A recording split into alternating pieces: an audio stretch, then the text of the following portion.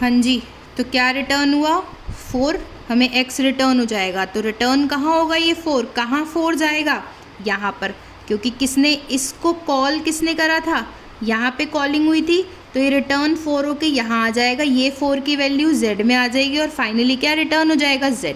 और z return होते ही वो कहाँ जाएगा, जहाँ से स्टार्टिंग की कॉल हुई थी, दैट इज़ k में, और k की वैल्यू जो भी z में था वो k में प्रिंट हो जाएगा।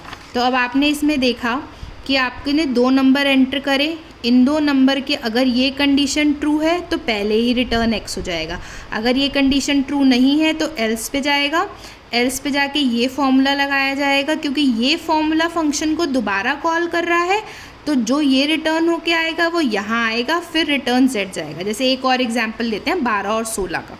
देखिए 12 और 16, x में क्या है 12 और y में क्या है 16। ठीक, सबसे पहले इसके अंदर आए, क्या 16 परसेंटाइल 12 डबल इक्वल टू 0 है, नहीं है। क्या 16 परसेंटाइल 12 डबल इक्वल टू 0 है, नो। नो तो किस पे गया, एल्स पर। ठीक है, एल्स पे क्या हुआ, एल्स में z इक्वल टू HCF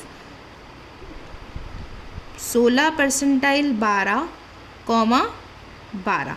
अब 16 परसेंटाइल 12 जब मैं निकालूंगी, मतलब 16 को जब मैं 12 से डिवाइड करूंगी तो रिमाइंडर क्या मिलेगा 4, 4,12। ठीक है, अब फिर से फंक्शन इस 4,12 के लिए कॉल हुआ। ठीक है, ये x बन गया, ये y बन गया, मतलब इसने इसको फिर से कॉल किया, ये x ये y। अब x और y, ठीक है, तो अब x और y के लिए जब ये कॉल हुआ तो पहले इफ़ की कंडीशन चेक हुई, क्या 12 परसेंटाइल 4, क्योंकि y परसेंटाइल x है ना, तो क्या 12 परसेंटाइल 4 डबल इक्वल टू 0 है, यस है। तो अगर ऐसा है तो क्या रिटर्न कर दे x, तो रिटर्न हो जाएगा 4, पर ये 4 कहाँ जाएगा, यहाँ पर, क्योंकि ये यहाँ रिटर्न होगा 4, क्योंकि इसने कॉल करा था, ये 4 यहाँ आया। अब इसको किसने कॉल करा था, इसने, तो अब 4 कहाँ जाएगा, यहाँ जाएगा। अब 4 कहाँ जाएगा, z में, और z की वैल्यू प्रिंट हो जाएगी। जिसको कॉल किया था ना उसकी वैल्यू उसमें जाती है। जाए देखिए एक बार और, जैसे x, y था, तो सबसे पहले जब ये था 12 और 16, ठीक है, तो 12 और 16 के लिए ये नहीं एग्जीक्यूट हुआ था, यहाँ आया था, तो इसने इसको कॉल किया, इसने इसको कॉल किया, तो ये वाली चीज़ यहाँ जाएगी, ये वाली चीज़ यहाँ जाएगी, और अब 4 जो आंसर आएगा वो z में आएगा। तो हमारा फिर से क्या आ गया, 12 और 16 का भी हाईएस्ट कॉमन फैक्टर क्या होता है 4, और 8 और 12 का भी हाईएस्ट कॉमन फैक्टर क्या होता है 4। तो इस तरीके से हमने HCF निकाला।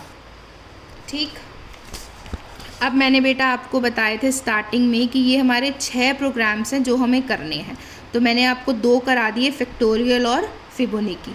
ठीक है, मैंने आपको बताया था कि रिकर्जन में आपको याद करनी है डेफिनेशन, डिफरेंस, ये इम्पॉर्टेंट चीज़ है जो रिकर्जन में करनी ही करनी है। Definition, difference, necessary condition, plus factorial वाला प्रोग्राम, प्लस फिबोनाची। इतना कर लेना पहले, तो सिर्फ इतना।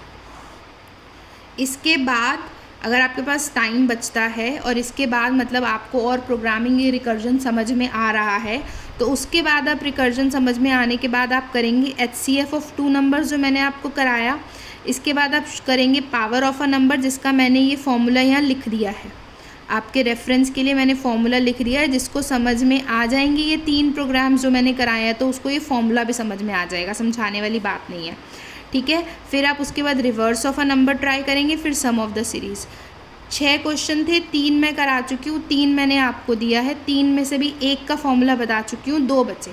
सोचिएगा, ट्राई करिएगा, कोशिश करिएगा, पर रिकर्जन में आपको मेन करना सिर्फ इतना ही है, यही हमारा सबसे इम्पॉर्टेंट है। और सबसे इम्पॉर्टेंट फैक्टोरियल, ये ज़्यादातर आता है, और फैक्टोरियल है भी बहुत ईजी, तो आप ट्राई करिएगा, इसको कोशिश करिएगा। नेक्स्ट मैं आपको इसी आज में ही एक और लेक्चर अपलोड करूँगी स्टोरेज क्लास का। Thank you.